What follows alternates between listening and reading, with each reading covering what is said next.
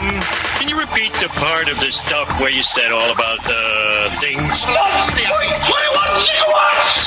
What the hell is a gigawatt? Oh my. Science! Mike, take it away. So, everybody, for today, I'm going to discuss a little bit about something called Neurolinguistic Programming. Roughly translated, brainwashing, mind-screwing. These are not the droids you are looking for. Jedi mind tricks.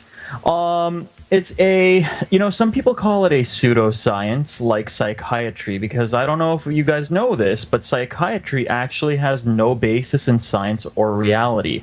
I did know that. Yeah. My psychiatrist told me. Psychiatry is actually an art. Now, the difference between neurolinguistic programming and psychiatry is neurolinguistic programming actually does function based on certain neurological reactions and physiological changes that happen.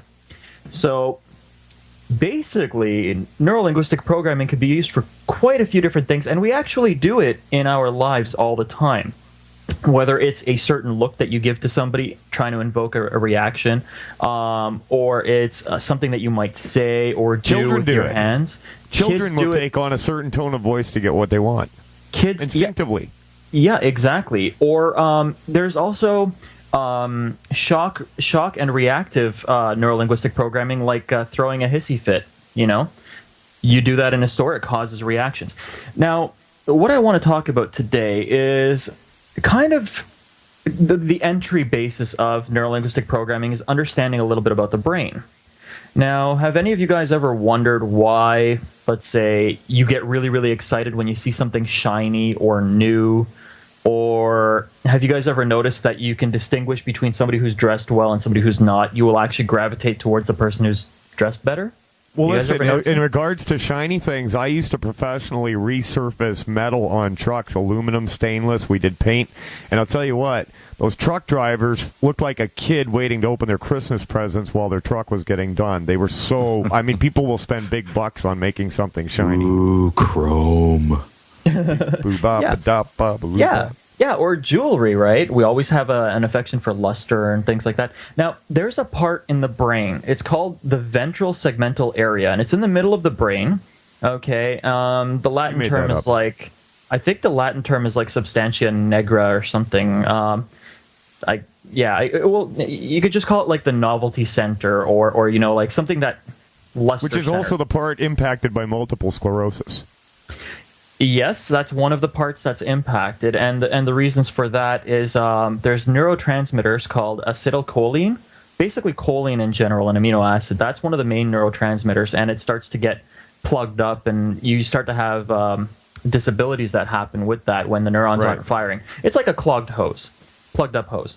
But so the novelty center of the brain, the ventral segmental area, basically, it's connected to an area called the hippocampus, which is used for memories, okay?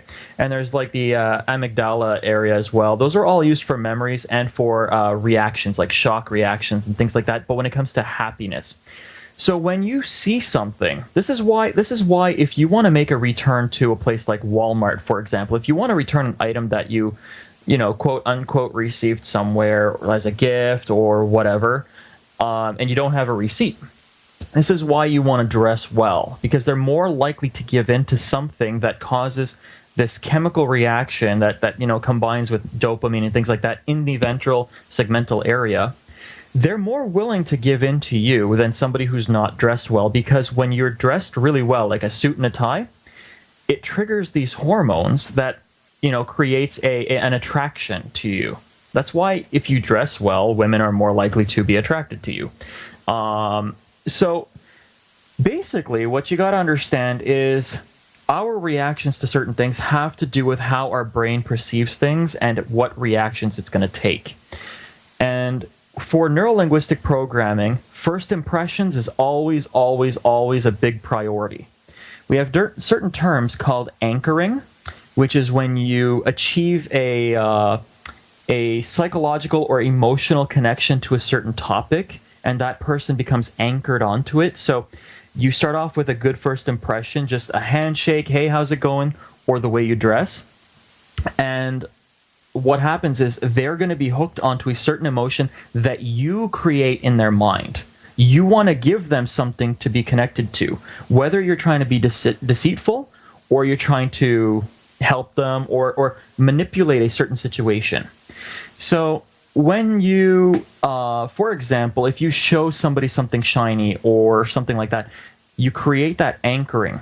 That's where you can go into neurolinguistic programming. You've achieved an emotional connection. Their brain, okay, their ventral center is now creating dopamine, it's creating endorphins, it's creating all kinds of different hormones, and their brain doesn't actually understand what's going on, and the person doesn't know what's going on with that emotion.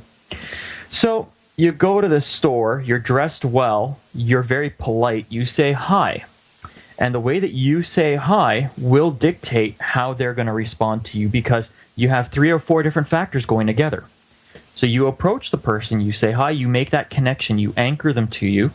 Then you say, hi, I would like to return this item that I don't have the receipt for, and it's, it is slightly opened, I tested it out, it didn't really work, and you have to show that you have education based on their return policies. Or when, flirting with the opposite sex, I don't know much about flirting with the same sex, so I can't really comment on that. Unfortunately, I'm, Unfortunately? Well, I mean, Unfortunately straight. I've been told. Damn it. I've been told by. I can't help it. Keep trying. Yeah, I've Never give up. I've been told by feminists at rallies. I've been told by LGBT people just on the streets. I'd be walking down the streets that I have a birth defect. I'm a white heterosexual male, and with that, automatically my neurolinguistic programming skills get taken down a notch. Okay, whether I like it or not, the perception is what they're going to go off of, and I'm straight, so I automatically lose a few points. So I have to make up for it with programming their brain in different ways. So, for example, a lot of people will wear a pen in their shirt, okay, or a a pocket square in their dress shirt. We call it nerds. Pocket protector.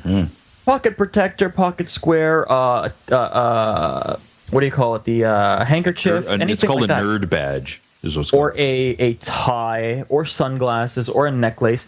You want to wear something that has luster, shine.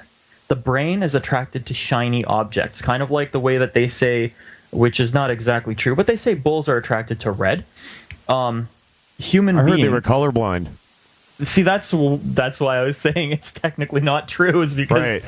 They see different shades. But birds will pick up shiny things. Like if a crow sees something that shines, they'll grab it and put it somewhere and hide it. Now, I do believe that has something to do with the reflection of light, because I don't know if they go after shiny things at nighttime. They can't see them. Well, yeah, and it's just like how we can walk by something, we can walk by a necklace on the road at night, and if it's not shiny, we're not going to be attracted to it right away. You know how you could sniff out a quarter from, a mile away? So would it be fair to say that we're attracted to light and hence shine? Now, light is what causes us a perception of vision. When the light hits our eyes, goes in, rebounds in our head, and, I can actually discuss optics one of these days. Yes, so light is what triggers the first response to a shiny object. Okay, the reflection of that. That's why we want polished gold. Because if it was the gold itself causing the reaction, then tarnished gold would be okay. We like shiny, bright objects. So if anybody wants to get their way in a store, dress well. That's the first step. Shiny Happy People with Professor Mike. We're going to have a brand new episode of WTF with D-Rock coming up after this. We'll be right back.